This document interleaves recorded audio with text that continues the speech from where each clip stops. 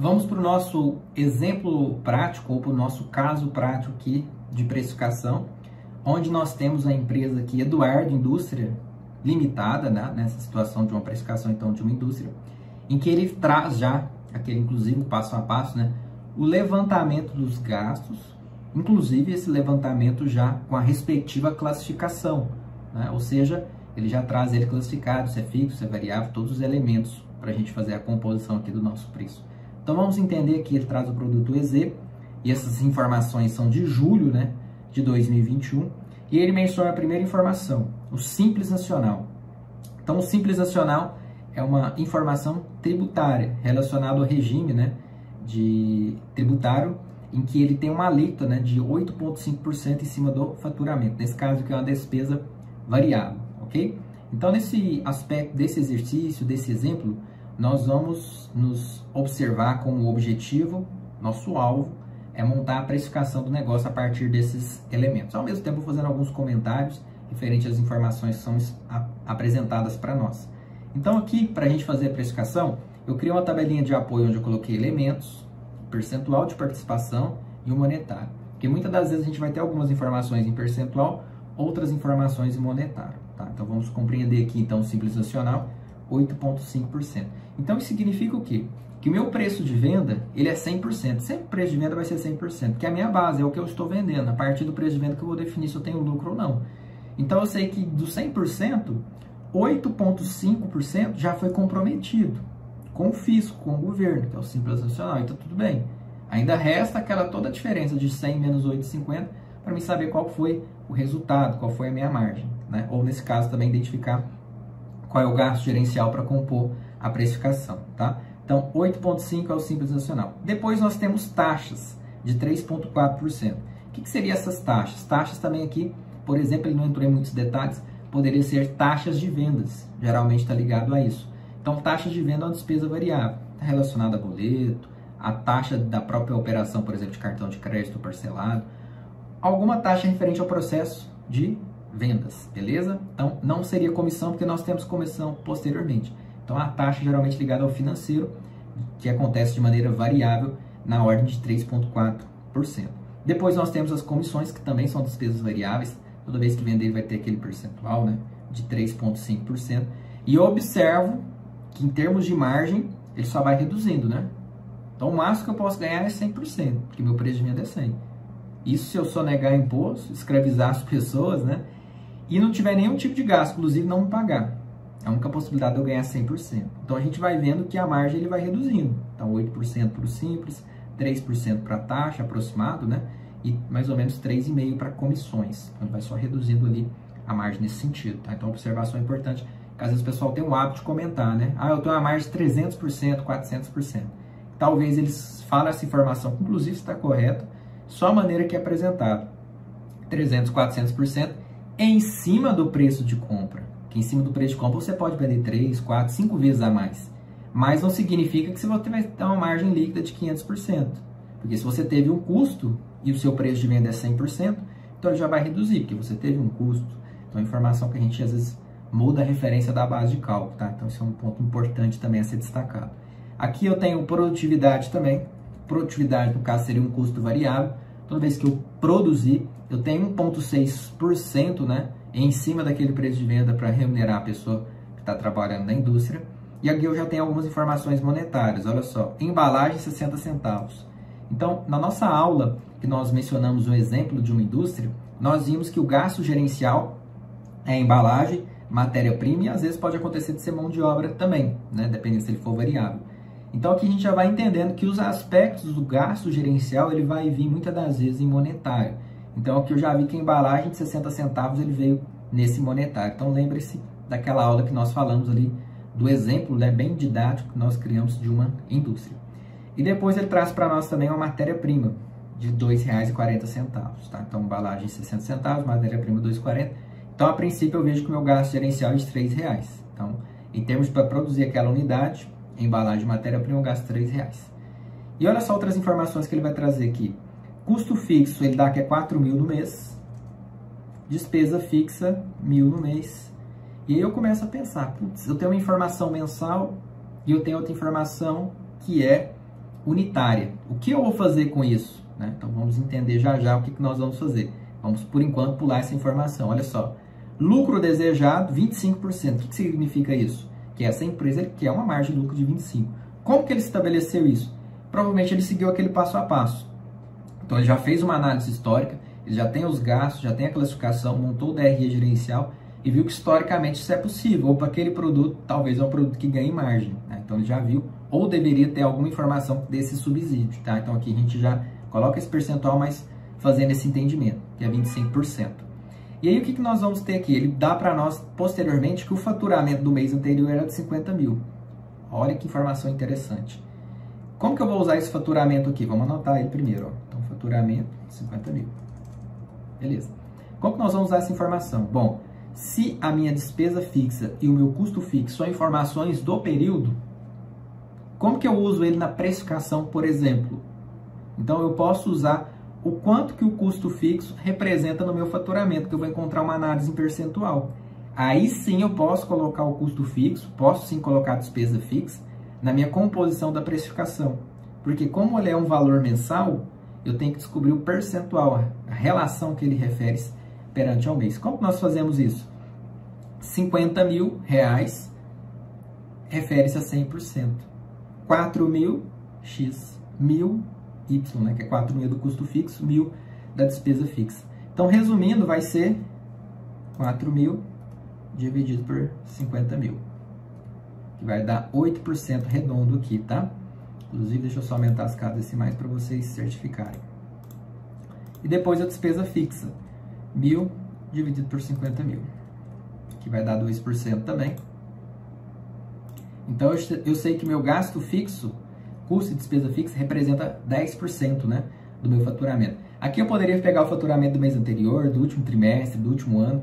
Ali a gente tem que analisar a realidade do seu negócio. Se esse gasto fixo, apesar de chamar gasto fixo, ele tem alteração no valor. Aqui é interessante entender qual é a periodicidade do negócio, que às vezes esse gasto fixo ele tem uma alteração muito alta. Então, por exemplo, em produtos que têm sazonalidade. Então, se você às vezes pegar um período específico do seu gasto fixo e comparar principalmente com o faturamento, ele vai dar percentuais diferentes. Então, é interessantíssimo analisar isso, o histórico do seu negócio, porque isso pode impactar diretamente na precificação. Inclusive, esse é um dos receios de muitas pessoas e consultores ao utilizar os custos e as despesas fixas para precificar. Porque se a gente não compreender como que é o comportamento, né, dessa estrutura, inclusive do faturamento, isso pode ocasionar uma precificação, né, em que eu tenha um preço bastante elevado, já que nós vamos falar aqui da técnica, por exemplo, de markup.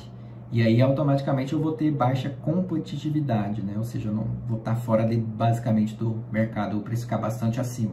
Então, é importantíssimo você ter dentro daquele passo a passo também ter aquelas noções, né, de contabilidade, ter os fundamentos. Senão, a gente pode realmente precificar bastante fora. Então, fica essa ressalva aí. Então, olha só, sabendo que daquela informação que nós mencionamos aqui, que o preço de venda é de 100%, o que nós vamos fazer agora? Vamos só apagar aqui essas informações do exercício. Então, primeiro ponto que nós vamos fazer, nós vamos consolidar o gasto gerencial, que é o GG, que eu apelidei aqui, que é os 60 centavos mais os 2,40. Nós sabemos que é R$3. Então, vamos consolidar ele. Então, informações que eu tenho aqui monetariamente, da parte de gasto gerencial, R$3. Porque o gasto fixo a gente converteu em percentual. E nós sabemos que o preço de venda, conforme nós mencionamos, ele é o 100%. Mas nós não sabemos qual é o preço de venda, que é o que o exercício quer. Então, vou mostrar para vocês aqui a técnica de regrinha de 3 para achar o preço de venda e depois eu vou fazer o markup, multiplicador e divisor para vocês, tá? Vou subir aqui, que o multiplicador ficou aqui em cima do título. Então, como que eu faço isso? Primeiro ponto, quanto que aqueles R$3 representam em percentual? Como assim? Se o preço de venda é 100, eu quero 25% de margem de lucro, eu tenho 8% reservado para o custo fixo, 2% para despesa fixa, 8,5% para o Simples Nacional, 3,4% para a taxa, 3,5% para a comissão, 1,6% para a produtividade. Então, a diferença é o gasto gerencial em percentual. Então, a gente vai fazer exatamente isso, 100 menos esses elementos que eu mencionei anteriormente. Então, olha que interessante. Então, eu vou encontrar aqui, vamos colocar essa célula em percentual. Eu só troquei as informações, espera aí. Então, na verdade, aqui é os R$3, né? E aqui é o percentual. Eu só troquei a ordem.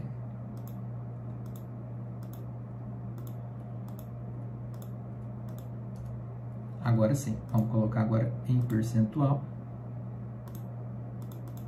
Então, eu sei que meu gasto gerencial monetariamente é R$3, porque é a soma da embalagem da matéria-prima, e eu sei que ele representa 48%. Como que eu sei disso? Porque se o meu preço de venda é de 100%, se eu quero 25% de lucro, 2% é despesa fixa reservada, 8% é custo fixo, 8,5% do governo, 3,4% são de taxas de venda, 3,5% de comissões e 1,6% de produtividade, então o que sobrou é o gasto gerencial. Logo, fazendo aqui uma regrinha de 3, a gente consegue entender quem é o meu preço de venda. Então, 48% representa R$3. 100%, né, a gente também trocou aqui essa ordem, 100% representa quanto de preço de venda? Então, a gente vai fazer essa regrinha de 3, onde basicamente nós vamos pegar esse 3 e fazer essa divisão por 48, né? Então, aqui eu já fiz direto, tá? Ou seja, R$6,25 deve ser o preço de venda dessa mercadoria para que ele siga ali o regime tributário dele, tenha as taxas, comissões, produtividade, tenha a participação do gasto fixo, inclusive o lucro desejado.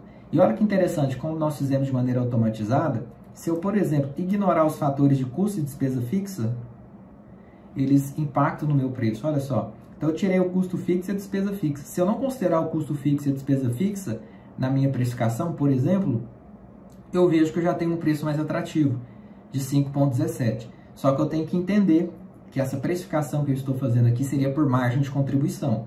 Porque se eu não considero o custo e a despesa fixa, então aquele percentual, na verdade, de lucro, vai ser um percentual de margem de contribuição. O que significa isso?